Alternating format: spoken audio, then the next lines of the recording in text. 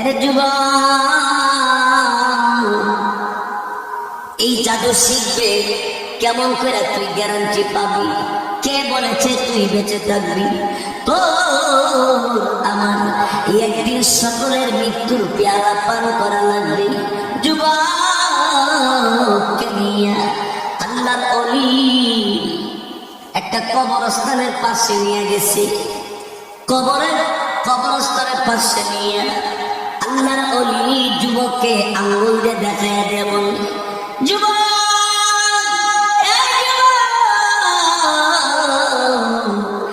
এই কবরস্থানে ডাক্তার আছে, এই কবরস্থানে বক্তা আছে, এই কবরস্থানে চেয়ারম্যান আছে, মেম্বার আছে, এমপি আছে, মন্ত্রী আছে, সরকারও আছে। এই কবরস্থানে ধনী মানুষও আছে, এই কবরস্থানে গরিব মানুষও আছে, এই কবরস্থানে সরকার আছে, এই কবরস্থানে শক্তিশালী অনেক ধরনের লোক এই কবরে আছে। যুবক,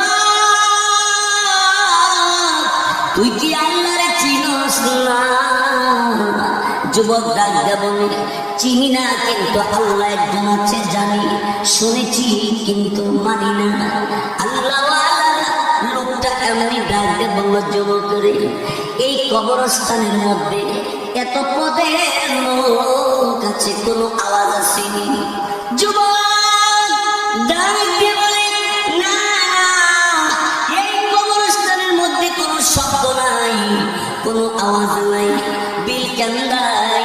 আমার মুসলমান ভাইয়েরা, আপনাদের কবরস্থানের পাশে একটু দাঁড়াইবেন। এই কবরস্থানে এই বিল কেন্দ্রের যারা নেতৃত্ব দিত এমন মানুষ কবর আছে।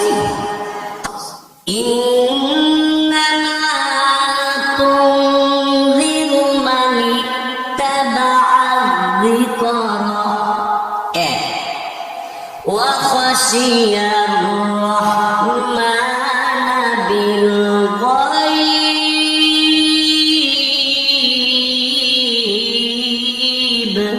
এক নম্বর তার জিন্দেগীর সব গুনাহ খাতা মাফ করে দেওয়া হবে।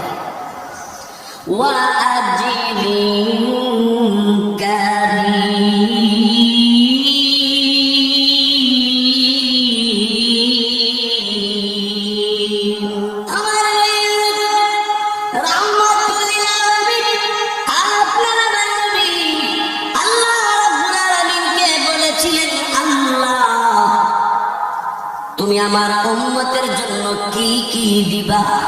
সুবহানাল্লাহ, জোরে বলুন। আল্লাহ উত্তর দিলেন, নবীজি আমি যদি দেখি আপনাকে ভালোবাসে, আপনাকে মহব্বত করে, আপনার সুন্নাত মতো জীবন করে চালনা করে, নবী গো আমি আল্লাহ এই এক নম্বরে তার গুনাহ মাফ করে দিয়া, তার যত গুনাহ হয়ে গেছে গুনাহগুলি আমি আল্লাহ নেক দিয়া বদলাইয়া দিব।